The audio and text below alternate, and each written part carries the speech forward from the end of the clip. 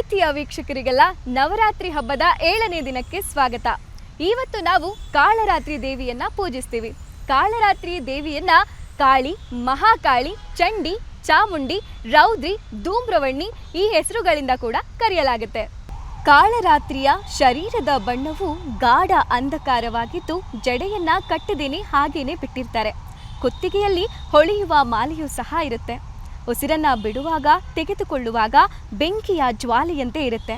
ಆದ್ದರಿಂದ ಇವರನ್ನ ಜ್ವಾಲಾಮುಖಿ ದೇವಿ ಅಂತ ಕೂಡ ಕರೀತಾರೆ. ತಾಯಿಯ ವಾಹನವು ಕತ್ತೆ.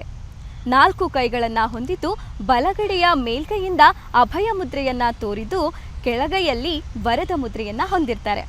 ಎಡಗೈಯಲ್ಲಿ ಖಡ್ಗ ಮತ್ತೆ ಕಬ್ಬಿಣದ ಮುಳ್ಳುಗಳನ್ನ ಹಿಡಿದಿರ್ತಾರೆ.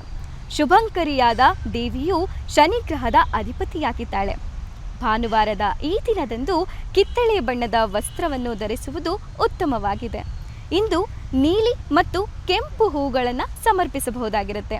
ಇಂದು ಹುಳಿ ಅಂಶವಿರುವ ನೈವೇದ್ಯವನ್ನ ದೇವಿಗೆ ಅರ್ಪಿಸಬಹುದಾಗಿದ್ದು ನಿಂಬೆಹಣ್ಣಿನ ಪಾನಕವನ್ನ ಸಮರ್ಪಿಸಬಹುದಾಗಿರುತ್ತೆ. ದಾನವಾಗಿ ಬೆಲ್ಲವನ್ನು ಕೂಡ ನೀಡಬಹುದಾಗಿರುತ್ತೆ. ಹಾಗೆಯೇ ಸರಳ ಬೀಜ ಮಂತ್ರವಾದಂತಹ ಓಂ ದೇವಿ ಕಾಲರಾತ್ರಿ ನಮಃ ಎಂಬ ಮಂತ್ರವನ್ನ ಕೂಡ ಪಠಣೆ ಮಾಡಬಹುದಾಗಿರುತ್ತೆ. ಇನ್ನು ಕಾಲರಾತ್ರಿ ದೇವಿಯ ಕಥೆಯನ್ನ ನೋಡೋದಕ್ಕೆ ಹೋಗೋದಾದ್ರೆ ದಂತಕಥೆಗಳ ಪ್ರಕಾರ ಶುಂಭ, ನಿಶುಂಭ ಮತ್ತೆ ರಕ್ತ ಬೀಜಾಸುರರೆಂಬ ರಾಕ್ಷಸರು 3 ಲೋಕಗಳಲ್ಲಿ ತಮ್ಮ ಭಯವನ್ನ ಸೃಷ್ಟಿಸಲು ಮುಂದಾಗ್ತಾರೆ. ಇದರಿಂದ ಆತಂಕಗೊಂಡಂತಹ ದೇವತೆಯರು ಶಿವನ ಮೊರೆಯನ್ನ ಹೋಗ್ತಾರೆ. ರಾಕ್ಷಸರನ್ನ ಸಂಹರಿಸಿ ತಮ್ಮ ಭಕ್ತರನ್ನ ರಕ್ಷಿಸುವಂತೆ ಶಿವನು ಪಾರ್ವತಿಯನ್ನ ಕೇಳ್ಕೊಳ್ತಾನೆ. ಶಿವನ ಸಲಹೆಯಂತೆ ಪಾರ್ವತಿಯು ದುರ್ಗೆಯ ರೂಪವನ್ನ ತಾಳಿ ಶುಂಭ ಮತ್ತು ನಿಶುಂಭರನ್ನ ಕೊಲ್ತಾಳೆ. ಆದರೆ ದುರ್ಗಾದೇವಿಯು ರಕ್ತ ಬೀಜಾಸುರನನ್ನ ಕೊಂದ ತಕ್ಷಣ ಆತನ ದೇಹದಿಂದ ಹೊರಬಂದ ರಕ್ತದಿಂದ ಲಕ್ಷಗಟ್ಟಲೆ ರಕ್ತ ಬೀಜಾಸುರರು ಉತ್ಪತ್ತಿಯಾಗ್ತಾರೆ. ಇದನ್ನ ಕಂಡ ದುರ್ಗಾಮಾತೆಯು ತನ್ನ ತೇಜಸ್ಸಿನಿಂದ ಕಾಳರಾತ್ರಿಯನ್ನ ರಚಿಸ್ತಾಳೆ.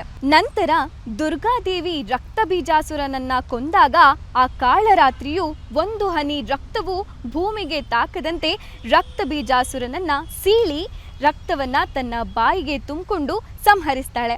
ದುರ್ಗೆಯು ರಚಿಸಿದ ಅತ್ಯಂತ ಉಗ್ರ ರೂಪವಾದ ಅವತಾರವೇ ಕಾಳರಾತ್ರಿ.